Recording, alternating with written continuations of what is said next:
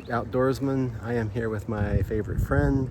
We are at Fort Matanzas on the Atlantic coast of Florida. We are getting ready to head in, so come along and let's get outdoors. Okay.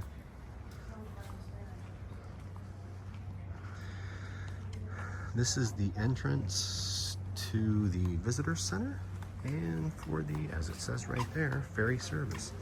We have our tickets and we're getting ready to go get on the ferry.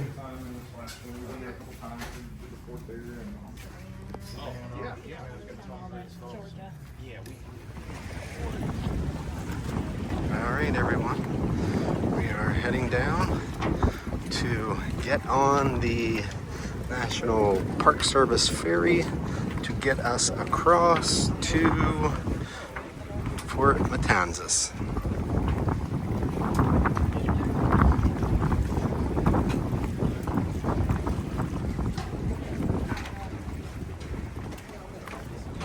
All right, everyone. Well, there's Fort Matanzas.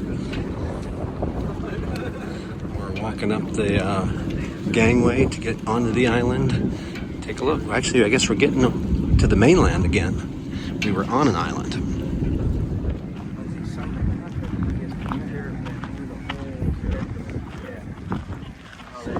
It was nice. It was nice this past.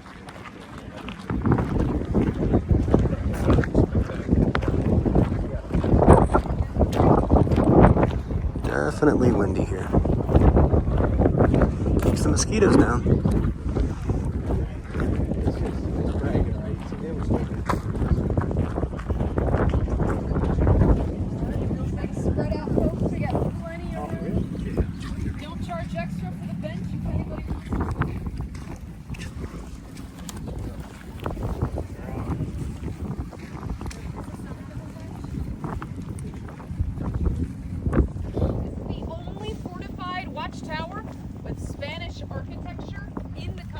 United States. And it all starts with what's about a mile to our south.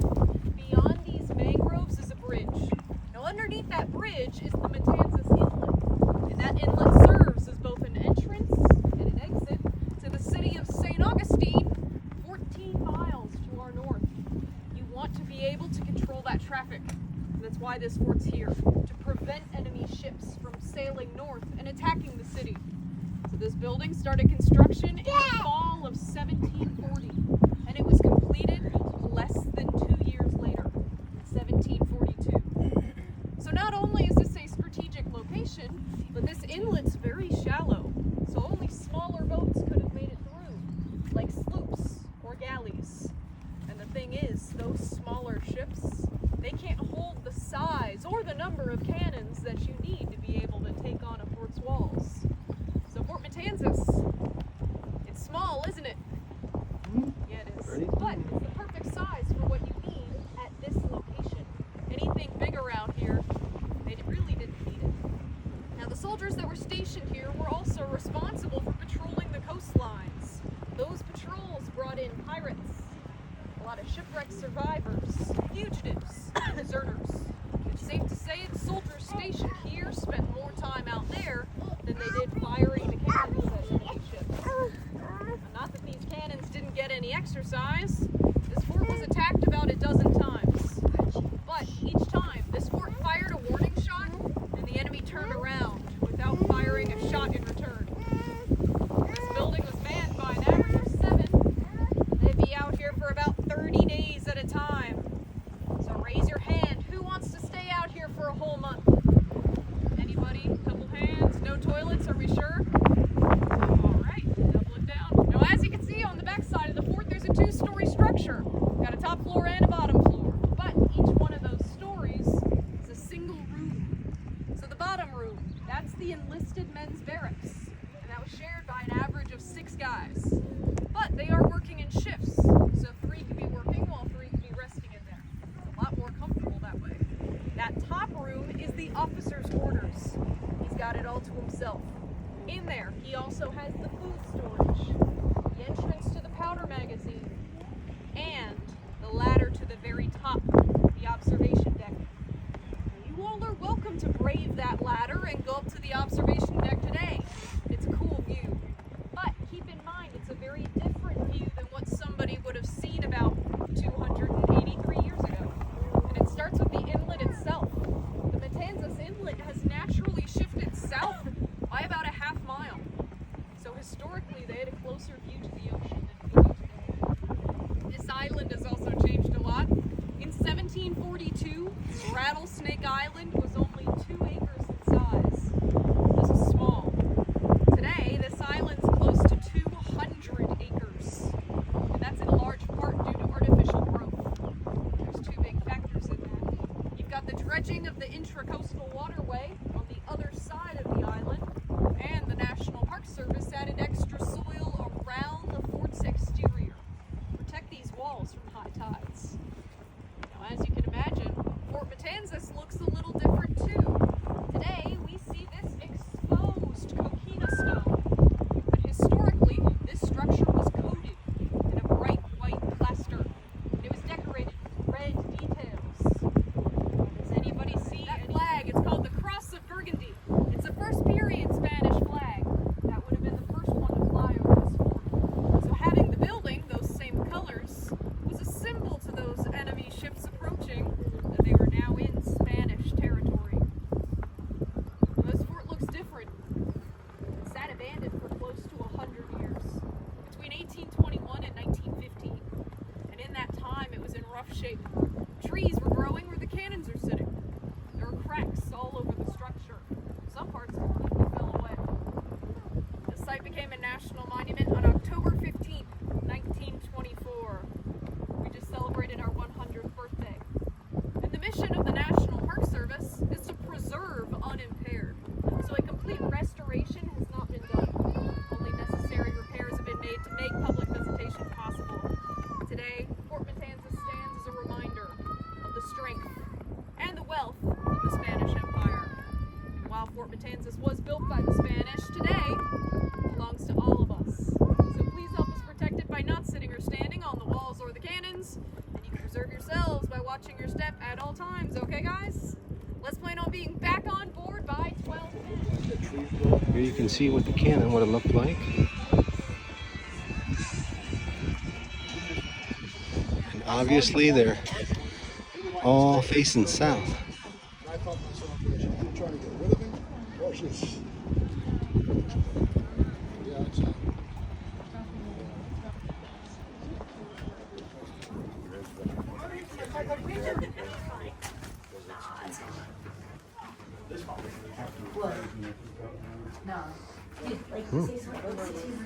This was the general quarters for enlisted men.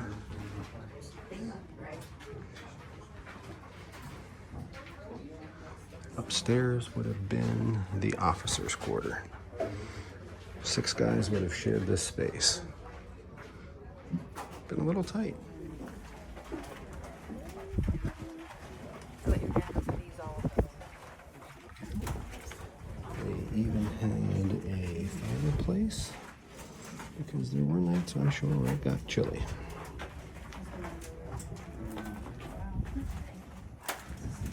$17.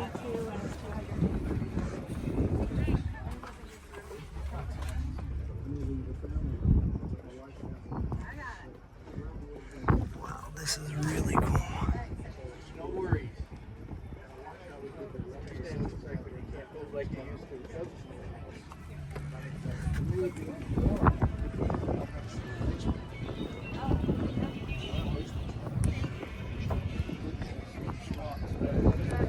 Different angle of the cannon. Really cool. You can see the one cannon that faces directly out at the river, and I imagine from here it was canister shot. And as you look here, now I'm standing in it, the first one was chain shot. Second canister, and third grape shot. Lots of really cool examples of how they dealt with invaders. Here you can see them. chain shot, canister shot, grape shot, which would have even been smaller than the canister shot.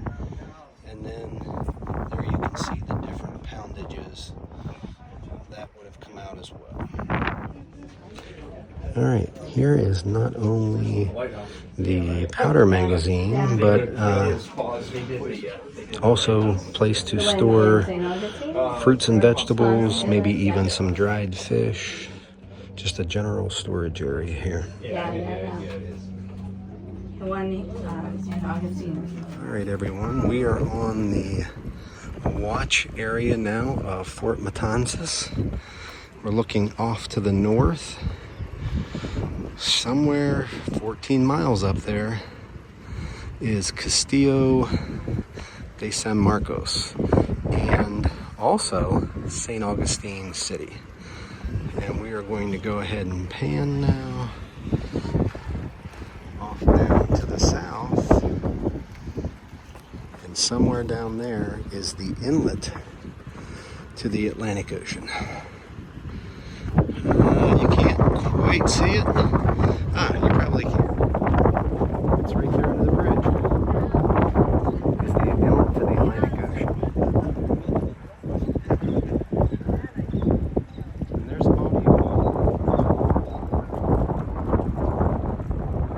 flying out over there, where you see the boats, is the intercoastal waterway that was not there for much of history. This little river here